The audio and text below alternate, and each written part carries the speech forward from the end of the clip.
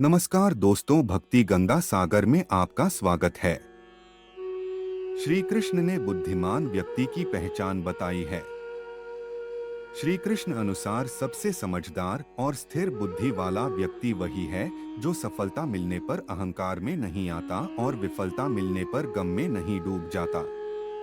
श्री कृष्ण कहते हैं कि समय कभी एक जैसा नहीं रहता। जो दूसरों को बेवजह रुलाते हैं, उन्हें भी रोना पड़ता है। जो दूसरों को दुख देते हैं, आगे चलकर उन्हें भी दुख भोगना पड़ता है। श्री कृष्ण कहते हैं कि केवल डरपोक और कमजोर ही चीजों को भाग्य पर छोड़ते हैं, लेकिन जो मजबूत और खुद पर भरोसा करने वाले होते हैं, वे कभी भी नियति या भाग्य पर निर्भर नहीं करते। श्री कृष्ण कहते हैं कि ज्यादा खुश होने और ज्यादा दुखी होने पर निर्णय नहीं लेना चाहिए, क्योंकि यह दोनों परिस्थितियां आपको सही निर्णय नहीं लेने देती हैं। श्री कृष्ण के अनुसार सिर्फ दिखावे के लिए अच्छा मत बनो, वो परमात्मा आपको बाहर से नहीं बल्कि भीतर से भी जानता है। अगर आप क्रोध के समय थोड़ा सा धैर्य रख ले तो आप कम से कम 100 दुख भरे दिनों से बच सकते हैं। श्री कृष्ण ने कहा है कि हार और जीत हमारी सोच पर निर्भर है। मान लिया तो हार और अगर ठान लिया तो जीत है। श्री कृष्ण के अनुसार किसी भी व्यक्ति को अच्छे से जाने बिना दूसरों की बातें सुनकर उसके प्रति कोई धारणा बना लेना मूर्खता है।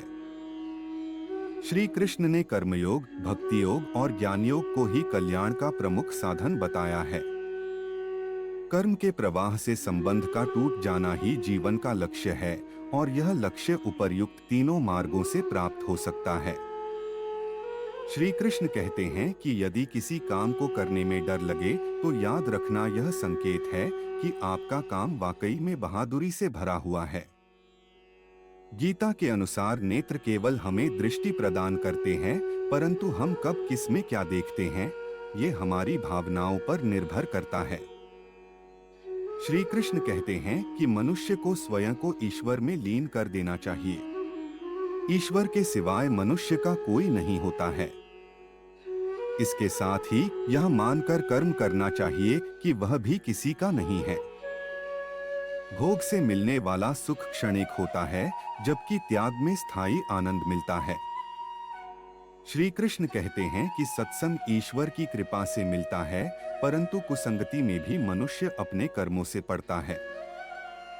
श्री कृष्ण के अनुसार जीत और हार आपकी सोच पर निर्भर करती हैं। मान लो तो हार होगी और ठान लो तो जीत होगी। श्री के अनुसार सिर्फ दिखावे के लिए अच्छा मत बनो, वो परमात्मा आपको बाहर से नहीं बल्कि भीतर से भी जानता है। इसलिए कोई भी बदलाव पूरी तरह से स्वयं के लिए होना चाहिए। आप खुश हैं या दुखी, यह दोनों आपके विचारों पर निर्भर है। अगर आप प्रसन्न रहना चाहते हैं तो आप हर हाल में प्रसन्न ही रहेंगे। अगर आप अपने मन में बार बार नकारात्मक विचार लाएंगे तो आप दुखी ही होंगे। विचार ही हर व्यक्ति का शत्रु और मित्र होता है। श्री कृष्ण कहते हैं, किसी के साथ चलने से ना तो कोई खुशी मिलती है और ना ही लक्ष्य। इसलिए मनुष्य को सदैव अपने कर्मों पर विश्वास करते हुए अकेले चलते रहना चाहिए। श्री कृष्ण कहते हैं, इंसान के बर्बाद होने के 5 कारण हैं: नींद, गुस्सा, डर, थकान और काम टालने की आदत। श्री कृष्ण ने कहा है, केवल पैसों से आदमी धनवान नहीं होता, असली धनवान वो है जिसके पास अच्छी सोच, मधुर व्यवहार और सुंदर विचार होते हैं। श्री कृष्ण का कहना है कि मनुष्य को किसी भी परिस्थिति में हौसला नहीं हारना चाहिए।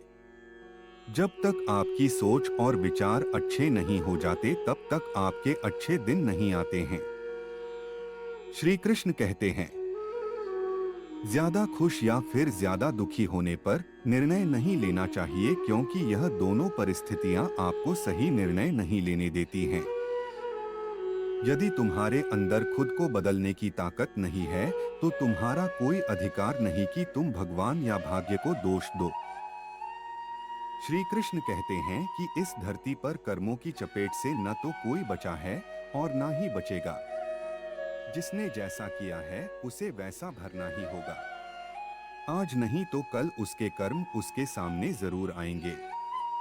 श्री कृष्ण के अनुसार किसी का साथ ना मिलने पर कभी भी निराश नहीं होना चाहिए, क्योंकि कोई दे या ना दे, ईश्वर हर मुश्किल घड़ी में साथ देता है।